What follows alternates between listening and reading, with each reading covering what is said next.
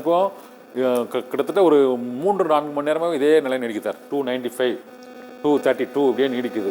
இவங்க காங்கிரஸ் இடையில வந்து அது இந்த தேர்தல் முடிவுகளை அறிவிப்பதில் தேர்தல் ஆணையம் தாமதப்படுத்தப்படுகிறது என்று இந்தியா கூட்டணியினுடைய தலைவர்கள் வந்து புகார் சொல்லியிருக்காங்க. ரொம்ப தாமதமாக போயிட்டு இருக்குண்டு. அதுவும் என்னங்கிறது கவனிக்க வேண்டிய விஷயம். ஏன்னா கிட்டத்தட்ட ஒரு 3 ஹவர்ஸாகவே 291 95 230 32 இதுலேயே தான் இருந்துகிட்டு இருக்கு. ஒருவேளை இந்த முடிவு தான் அறிவிக்க போகிறாங்களா, இல்லைன்னா இது மற்ற இதில் கூடுதல் குறைகள் இருக்குமா, அடுத்து அந்த ஆட்சி அமைப்பதில் வேறு வெளியிலிருந்து ஏதாவது உதவி தேடுவாங்களான்னு என்னன்னு தெரியல. இப்போது இந்த பாஜகவை தனித்து ஆட்சி அமைக்க முடியாத ஒரு சூழ்நிலையில் தான் இருக்குது. இந்த கூட்டணி கட்சிகளோடு சேர்ந்து 295 அப்படிங்கிற ஒரு இது இருக்குது.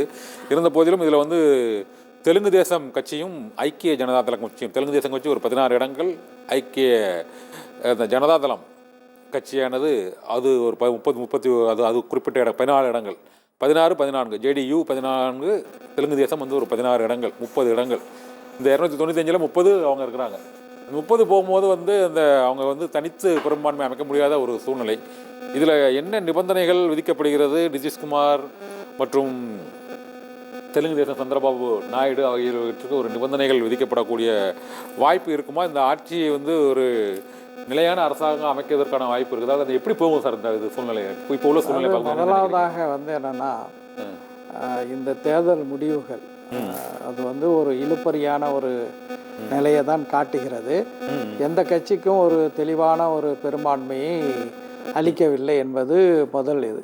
இப்போ இதில் வந்து என்னன்னா, நீங்கள் முதல்ல நரேந்திர மோடி அவர்களுடைய அந்த ஒரு பிம்பம், அதாவது அவர் வந்து அனைத்தையும் தன் மயப்படுத்தக்கூடிய ஆற்றல் மிகுந்த ஒரு தலைவர், எதையும் சாதித்து காட்டுவார் என்ற பிம்பம் முழுமையாக உடைந்திருக்கின்றது.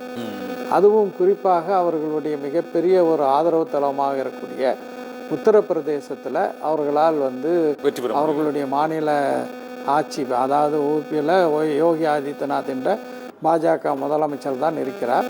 அங்கு அவர்களால் மிகப்பெரிய அளவில் வெற்றியை பார்க்க முடியல.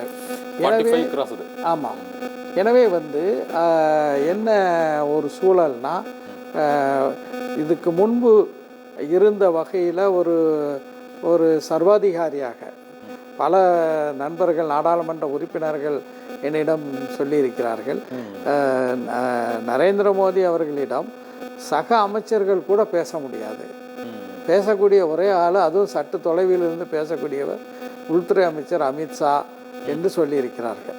ஒரு மகாராஜா போன்று ஒரு ஜனநாயக நாட்டினுடைய பிரதமராக இல்லாமல் ஒரு சர்வாதிகாரி போன்று நடந்து கொண்ட செயல்பட்ட திரு மோடிக்கு இந்த தேர்தலில் மக்கள் ஒரு சரியான பாடத்தை படித்து கொடுத்திருக்கிறார்கள்.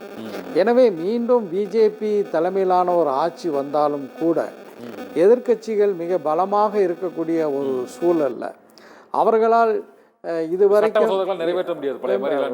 ஆமாம், நினைத்த அளவுக்கு எல்லாவற்றையும் செய்ய முடியாத அளவுக்கு எதிர்க்கட்சிகள் ஒரு வலிமையான இடத்தை அடைந்திருக்கிறார்கள். அடுத்து இப்போது வந்து இந்தியா கூட்டணிக்கு இப்போது உள்ள நம்ம முன்னிலை நிலவரங்களை பார்க்கும்போது இந்தியா கூட்டணிக்கு வெளியிலிருந்து ஆதரவு வந்தால்தான், நீங்கள் குறிப்பிட்ட மாதிரி வந்து தெலுங்கு தேசத்தினுடைய ஆதரவு, அதே போல் வந்து ஜேடியுனுடைய ஆதரவு வேண்டும். இதில் வந்து என்னென்னா, தெலுங்கு தேசத்தினுடைய ஆதரவை பெறுவதில் எனக்கு மாற்று கருத்து கிடையாது. காரணம் வந்து தெலுங்கு தேசம் வந்து அங்கே சட்டமன்ற தேர்தலையும் சந்திரபாபு நாயுடு அவர்கள் அமோகமாக வெற்றி பெற்றிருக்கிறார். அவர் வந்து பாஜகவை சார்ந்து நின்றுதான் ஆட்சி அமைக்க வேண்டும்ங்கிற ஒரு சூழல்ல இல்லை. இரண்டாவது வந்து பாஜகவோட ஒரு கூட்டணி என்று இருந்தாலும் கூட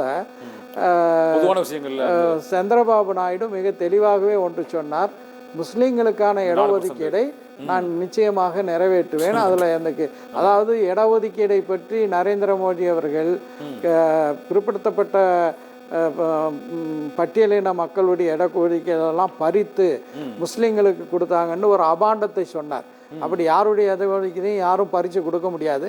அது ஒரு ஆணையம் அமைத்து ஒவ்வொரு மாநிலத்திலையும் அந்த ஆணையத்தினுடைய பரிந்துரையில் பிற்படுத்தப்பட்ட முஸ்லீம்களுக்கு தான் கொடுக்கப்படுகிறதே தவிர அது வந்து மத ரீதியான இடஒதுக்கீடு இல்லை.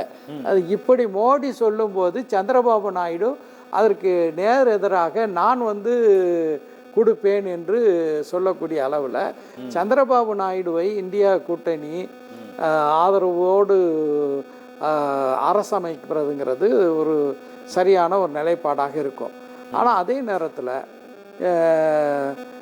நிதிஷ்குமாரை பொறுத்த வரைக்கும் எப்போ எக்கிறப்பான்னு சொல்ல முடியாது. இப்போ ஆமாம், அவர் ஒரு பச்சோந்தை, அதாவது கொச்சையாக சொல்ல வேண்டும் என்றால் தன்னுடைய நிறத்தை அடிக்கடி மாற்றிக்கொள்ளக்கூடிய ஒரு நபர். இப்போ அவருடைய ஆதரவை பெற்று ஒரு ஆட்சி அமைந்தால் அந்த ஆட்சி வந்து நீடித்து நிலைக்குமாங்கிற ஒரு பெரிய ஒரு